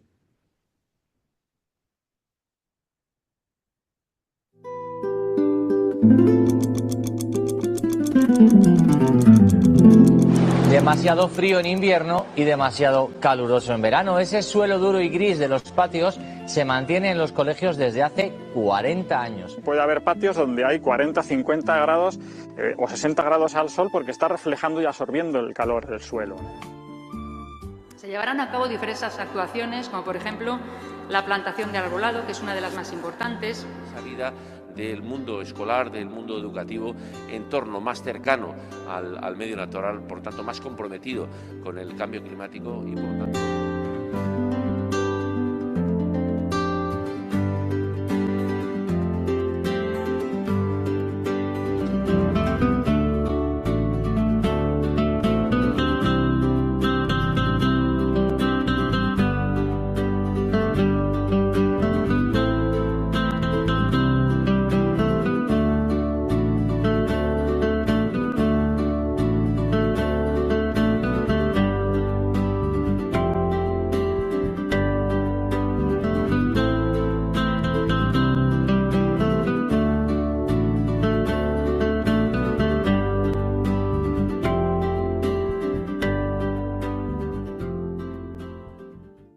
La importancia de renaturalizar patios escolares podrían tener dos planos. En primer lugar, se adapta mejor a la nueva normalidad climática, tanto por la sombra, pero también para gestionar los excesos de lluvia, por ejemplo, y por otro lado también se aumentan las posibilidades educativas de los centros escolares, pues haciendo que un patio se convierta como en un libro abierto y vivo que permite que los estudiantes pues puedan salir afuera de una manera más vivencial, poder aprender el currículum escolar.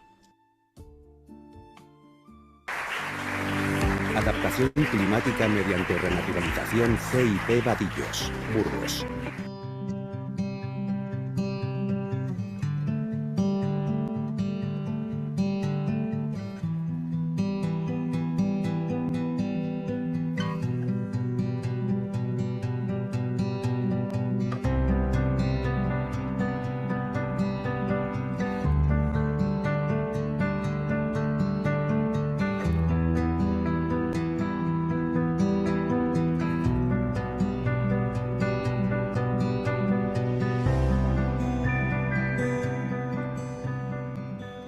Renaturalizado es que está vivo. Lo que hicimos es detectar los 29 mantenimientos básicos y traducirlos a experiencias educativas curriculizadas. Todo ello lo hicimos a través de un proceso participativo con más de 400 docentes de estos 65 centros.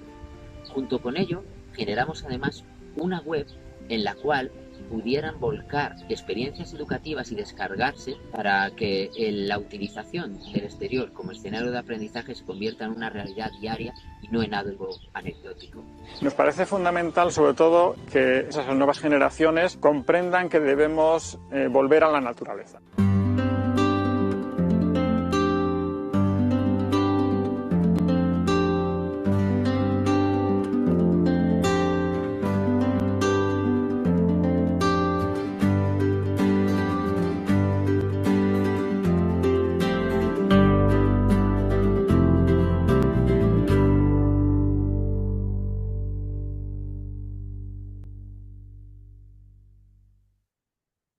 Bien, pues con este vídeo queríamos mostrar un poquillo para que vieseis en imágenes un proceso que, como habéis visto, comenzó incluso antes de esas mascarillas. De hecho, antes estábamos trabajando mucho, llevábamos mucho tiempo trabajando con comunidades docentes para intentar trasladar toda la experiencia que teníamos desde la educación ambiental para poder llevar esas ventajas al aula. Pero siendo un equipamiento, tuvimos la oportunidad a través de un proyecto piloto que surgió en el seno de REDEA, el poder tener los esbozos de lo que posteriormente, con financiación de fondos europeos Reactue, derivó en esta renaturalización de patios. Y que en estos años he querido poner en el vídeo ese premio que han recibido y accesis dentro de los premios de construcción sostenibles de Castilla y León, patios renaturalizados. Porque me parece importante que se considere desde el punto de vista de la construcción sostenible renaturalizar un patio. Ya digo que esto no tendría sentido sin ese acompañamiento que es necesario en los centros educativos por muchos motivos, porque uno de en el vídeo se ven todas las experiencias exitosas, pero en este proceso también ha habido mucho aprendizaje que quería mostrar, y uno de ellos es el problema del mantenimiento. Está establecido una cifra. no es común a todos los centros, pero que podría ser que podría subir cada centro 6.000 euros en el coste del mantenimiento de un patio renaturalizado. Así, teniendo en cuenta las arcas que tienen muchos centros para poder gestionar sus fondos, pues puede sonar mucho, pero si en un centro educativo hay 500 alumnos, ¿quién no pagaría 12 euros al año por curso por tener la posibilidad de utilizar el exterior como escenario de aprendizaje? El problema es que actualmente se sigue considerando ese mantenimiento como un coste extra y no como una inversión en la calidad educativa. Yo creo que se tiene todavía mucho que aprender, se tiene mucho que exigir a las distintas administraciones para que esto no se quede en un movimiento y que sea una constante y un cambio real, porque estamos hablando de centros que se construyeron en su mayoría hace más de 40 años, pero también en su minoría hay centros actualmente que no se están construyendo con criterios de sostenibilidad. Y eso es algo a tener en cuenta. Siendo lo más importante, ya digo, la regeneración de nuestra mirada y el cómo ese contacto con la naturaleza desde la primera infancia hasta la secundaria nos puede permitir estar más conectado con nuestra realidad, con los ciclos de la vida y así entender un poquito más el mundo que habitamos para hacerlo con más constancia y, como decía Thoreau, vivir deliberadamente. Pues Tony, muchísimas gracias. Veo que también has compartido la web para quien quiera profundizar un poquito más en la experiencia. Y pasamos a la última experiencia. Nos vamos a ir un poquitito de tiempo con respecto a lo previsto, pero creo que merece la pena. Y tenemos a Ana Pons. Ha habido un cambio en la agenda porque las dos personas que iban a trasladarnos la experiencia por distintos motivos no han podido, no pueden estar aquí, pero la tercera pata es precisamente el Centro de Educación Ambiental de la Comunidad Valenciana y en representación a este centro tenemos a Ana Pons, que es la directora del centro, aunque veo que por ahí también hay alguna compañera. Y bueno, Ana, si puedes contarnos un poquito el marco de esta experiencia, que además es muy interesante porque participa un sector que habitualmente no participa en muchos de nuestros proyectos, que es el sector industrial. Y que tiene, sin embargo, un papel fundamental en la regeneración de los procesos, a través de procesos de economía circular y que también puede impactar de una forma o de otra en los territorios como el Marjal del Moro, ¿no? Que es el espacio donde está este polígono y donde también está el Centro de Educación Ambiental. Así que, Ana, te damos la palabra. Hola, buenas tardes y bueno, encantada de poder participar en esto. Es verdad que a mí me hubiese gustado que hubiesen sido directamente María José Pico, que es de la Universidad de Valencia, y Antonio Guillem, de la Fundación Global Nature, los que lo pudieran comentar, ¿no? En realidad es la Universidad de Valencia la promotora de la iniciativa, aunque nosotros yo creo que desde el principio hemos actuado tratando de facilitar estas sinergias y estas alianzas entre todas las entidades que forman parte del proyecto que se denomina Rosetta Living Lab. Rosetta en valenciano es la cerceta pardilla, que es una especie en peligro de extinción que tenemos en la Marjal dels Moros, con la cual se está trabajando mucho para reintroducirla. Y este es el nombre que ha escogido la universidad para ponerle a este, digamos, observatorio, ¿no?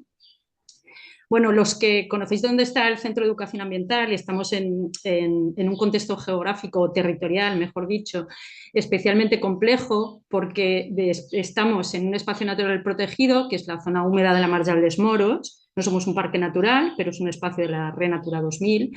Y estamos en este espacio natural, pero estamos también al lado de un polígono logístico ya industrial enorme, que en estos momentos además está en plena expansión, que es el PowerCo de la Volkswagen, donde bueno, vamos a tener ahí una zona dedicada a la fabricación de baterías y demás. Entonces está revolucionando muchísimo toda aquella zona que de por sí ya es una zona industrial potente y no solamente dentro de la comunidad, sino a escala nacional, ¿no? Entonces, bien es cierto que el Centro de Educación Ambiental desde hace muchos años, conociendo y reconociendo el espacio en el que estamos, intentamos crear una especie de de consorcio entre todos aquellos actores que nos movemos alrededor de este espacio con la intención, en principio, de conservar el espacio natural, y hemos evolucionado a una idea más de regeneración, ¿no? De una restauración más activa del espacio natural, ¿no? Lo intentamos hace muchos años a través de un proyecto Interreg, no salió, pero sí que nuestro trabajo ha ido en la línea de eso, de tener relación, de compartir experiencias, de animar y de ir de la mano, no únicamente de las administraciones y de las entidades que trabajan por la conservación, sino también, como comentas, del sector empresarial, ¿no? Entonces, bueno, pues hemos trabajado con ASECAM, que es la Asociación de Empresarios del Camp de Morvedre, que es la comarca en la que estamos. Hemos trabajado muchísimo. De hecho, esta misma mañana hemos tenido en el Centro de Educación Ambiental una jornada que organizaba esta asociación empresarial, en la que forman parte centenares de empresas, una jornada dedicada a soluciones basadas en la naturaleza. Ellos tienen un foro de sostenibilidad con diferentes patas, y una de ellas es la de las soluciones basadas en la naturaleza, y en la que cuentan con nosotros para sus actividades, ¿no?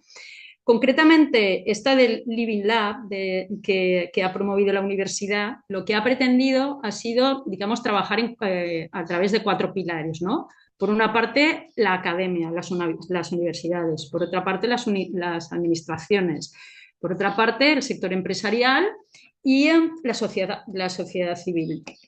Entonces, en las universidades están todas aquellas universidades que llevan a cabo proyectos de investigación para la regeneración en este espacio protegido.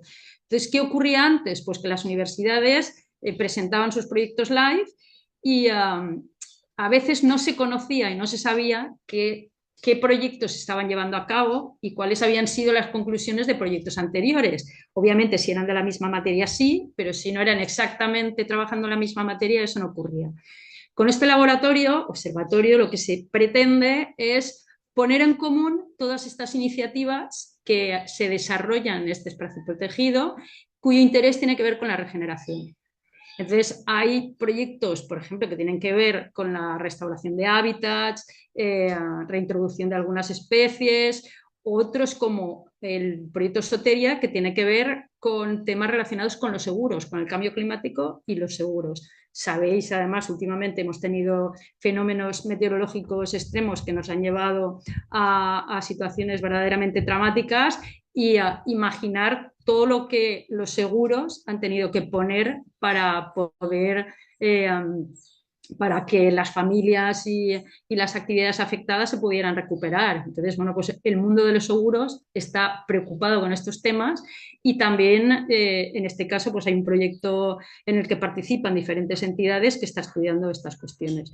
Entonces, concretamente en el Rosetta Living Lab pues participan, como os comentaba, universidades, administraciones como es el Ayuntamiento de Sagunto, del municipio en el que formamos parte, y estamos también en la Administración Autonómica. Está la sociedad civil, donde hay asociaciones ecologistas, está una asociación que se dedica a la divulgación de la ciencia, con, la verdad es que, tremendo éxito en aquella zona, y con los que, por cierto, la semana pasada organizamos uno de los videoforums de Hope. Y está también la Fundación Global Nature, con la que en muchos de estos live que se llevan a cabo, estos proyectos de investigación que se están llevando a cabo en la Marchal dels Moros, están participando también. Concretamente, no sé si lo cuentan en el vídeo, que de veras, Marta, lo siento, pero no he tenido la ocasión todavía de poderlo ver, ¿no? Pero ellos están trabajando mucho en la introducción de ganado para ayudar en la regeneración de los suelos de esta zona. Contamos también con comunidades de regantes y con comunidades agrícolas que trabajan en la zona, porque en la zona hay una zona húmeda donde los aprovechamientos que se llevan a cabo son ganaderos y de uso público, pero también hay toda una orla con actividades agrícolas. Pocas, es cierto que han perdido importancia en los últimos años, pero sigue habiéndolas, además de las actividades industriales. Bueno, una cosa que me ha parecido muy interesante que han comentado las de Loli de la Fundación Paisaje, que es el tema del arte, ¿no? En este tipo de plataformas, ¿no? Y concretamente aquí no tenemos ninguno, pero desde luego se lo comentaría a María Josep Picó cuando le hable de este webinario, le diré que sería interesante también poder incorporar a este observatorio a entidades más del mundo del arte. Y bueno, no sé si con esto, y vemos ahora el vídeo, y si tenéis algún comentario o lo que sea, nuestra misión es un poco de hacer de bisagra. El Centro de Educación Ambiental estamos ahí y tratamos siempre de poner en contacto y de conocer todas las cosas que se llevan a cabo, todos estos proyectos que se llevan a cabo en esta zona húmeda y tratar siempre desde la educación ambiental de que tengan en cuenta los temas relacionados con la sostenibilidad. Con el mundo empresarial, la verdad es que cada vez tenemos una relación más estrecha y, de hecho, estamos ahora empezando a preparar un convenio de colaboración con la Asociación de Empresarios del Camp de Morvedre, y precisamente una de las patas va a ser, o la pata más importante en la que vamos a trabajar es en la educación ambiental. Pues damos paso al vídeo. Muchísimas gracias, Ana, además por esta intervención que, bueno, has suplido fenomenal a los dos compañeros que no han podido estar. Así que no sé, Silvia, si puedes proyectar. Perfecto. Y con este vídeo cerramos este bloque. Soy María Josep Picó, profesora de periodismo de la Universidad de Valencia, y estoy con Antonio Guillén, que es responsable del área de humedales de la Fundación Global Nature. Hoy, en este momento, en el Centro de Educación Ambiental de la Comunidad Valenciana, hemos presentado una iniciativa en la que estamos trabajando casi un año, que se llama Rosetta UV Lab, un living lab de innovación ciudadana, social y ambiental, para trabajar en la Marjal dels Moros junto con las cuatro hélices, con las cuatro pilares de la innovación, de la Open Innovation, que es academia, sociedad civil, políticos y también empresa. Queremos generar un diálogo innovador, abierto, para que todos los actores implicados en la conservación vayamos de la mano y nos entendamos, no generar fronteras. Entonces, bueno, en esta iniciativa el Centro de Educación Ambiental ha sido fundamental, ha sido una de los miembros integrantes desde el principio, y también la Fundación Global Nature. Antonio, cuéntanos cuál es vuestra relación con el Centro de Educación Ambiental y cómo veis el Rosetta Lab. Bueno, el Rosetta Lab lo vemos estupendamente y necesario. Fundación Global Nature lleva muchos años trabajando aquí en la Marjal del Moro y trabaja de forma ejecutiva, o sea, realizamos proyectos y los ejecutamos en la Marjal. Entonces, todos estos proyectos suelen ser proyectos europeos, y todos estos proyectos europeos llevan parte de su financiación en educación ambiental. Es decir, todo lo que ejecutamos, las obras de restauración que ejecutamos fuera, las traemos al CEA y junto con los monitores del CEA y nuestros monitores la hacemos llegar al público en general. Sobre todo a muchos estudiantes diseñamos materiales de educación ambiental para gente joven, que esta gente joven vea lo importante que es la restauración de la naturaleza y sobre todo de los humedales, que es el ecosistema que tenemos aquí afuera. Y la importancia del Rosetta Lab también para implicar a la industria, ¿no? O a la administración. Claro. Nosotros, pues, por ejemplo, el último proyecto LIFE que hemos desarrollado, la Consellería ha colaborado, o sea, el Centro de Educación Ambiental ha sido difusor de estas actividades. También una parte de ese proyecto trata de captar fondos para que las empresas inviertan en la restauración de estos humedales. Afortunadamente tenemos aquí un sector industrial bastante amplio y pues bueno, que quieren ayudar a la restauración y quieren ayudar a que los ecosistemas que rodean sus industrias, sus empresas, estén en buen estado de conservación. Muy bien, pues muchísimas gracias al Proyecto Hope por darnos esta oportunidad, y nos despedimos desde la Marjal dels Moros. Encantado. Bueno, muchísimas gracias, Ana, y bueno, ya trasladaremos a María Josep también y Antonio el agradecimiento. Si os parece, como además ya estamos fuera de tiempo, Silvia, te doy la palabra para que quizá hagas el cierre con algunas de las preguntas, así que puedas quizá como resumir. Bueno, nada, un placer escucharos a todas, a todos. La verdad es que es muy, muy inspirador, ¿no? Y que mantiene mucho la esperanza Bueno, no tenemos muchas preguntas y las poquitas preguntas que había, la pregunta de Isaac Mayor a Clara de Entre Lobas, creo que se han respondido incluso ellos entre el chat, ¿no? Isaac le preguntaba a Clara que si le había dado problemas el vallado virtual en estas zonas de valles o arbolado cerrado. Entonces, bueno, como habéis estado ahí a nivel individual, si queréis, Clara, si quieres comentar algo sobre esto, así de forma rápida para que podamos escucharos. Entonces, yo tengo mucha curiosidad también porque tampoco sé exactamente cómo funciona. Entonces, estaría bien ahí que nos contaras un poquito.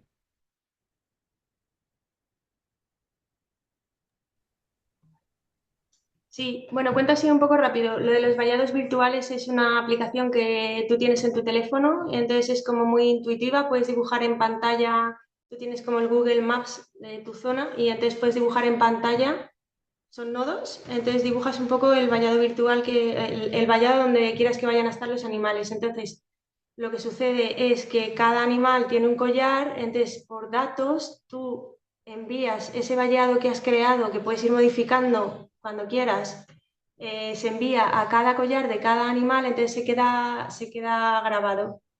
Lo que le contestaba a este compañero era que claro, la gente cuando piensa en esto piensa en si no hay demasiada cobertura, ¿no? ¿Qué sucede si el animal puede escapar o no? Entonces lo que explico es que solamente se necesita cobertura mientras ese vallado se está grabando en cada collar, porque luego una vez que queda grabado sigue funcionando aunque no haya cobertura. Lo que sí que no recibes a lo mejor es esa notificación de posición del animal que se supone que recibes cada 15 minutos, entonces pues a lo mejor si está en una zona donde no hay cobertura no recibes la posición, pero por otro lado tienes la tranquilidad de que tampoco se va a salir de la zona delimitada, digamos, ¿no?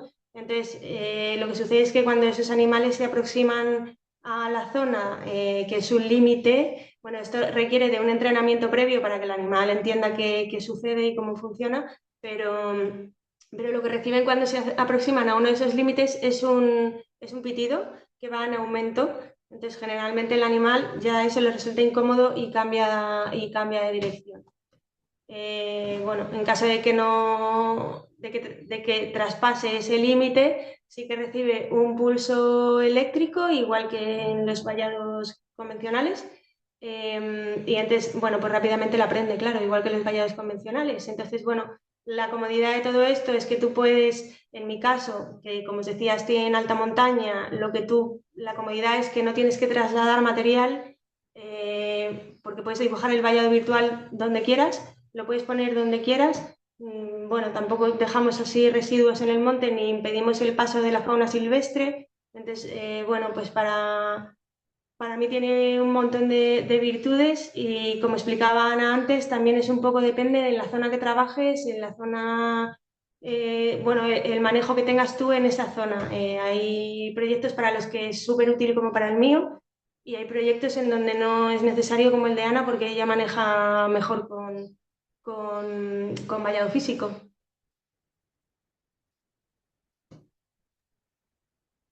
Muchas gracias, Clara. Pues nada, yo creo que Marta no había mucho más por aquí por el chat, entonces yo creo que Sí, podemos cerrar, ¿no? No sé si yo tienen. creo, si os parece, lo que vamos a hacer es como un último momento donde podamos vernos, ¿no? Que hemos estado, bueno, pues con estas, hay muchísimas caras conocidas por aquí de personas que aunque no habéis traído vuestros proyectos como tal, pero que sí que os invitamos, vamos a seguir compartiendo proyectos desde la educación ambiental que favorezcan la regeneración de los territorios, de las personas, de los paisajes. Así que os invitamos a que nos hagáis llegar esa información y lo compartiremos en nuestras redes.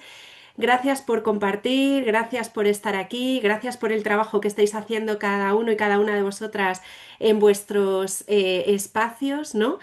Desde la cultura también veo por ahí a Cris, desde la literatura, así que gracias y gracias por hacer, ¿no? realidad bueno, este mensaje inicial, ¿no? de mirada crítica, lenguaje y acción de posibilidad. Así que gracias y bueno, pues seguimos en contacto y seguimos en red y bueno, pues hasta muy pronto.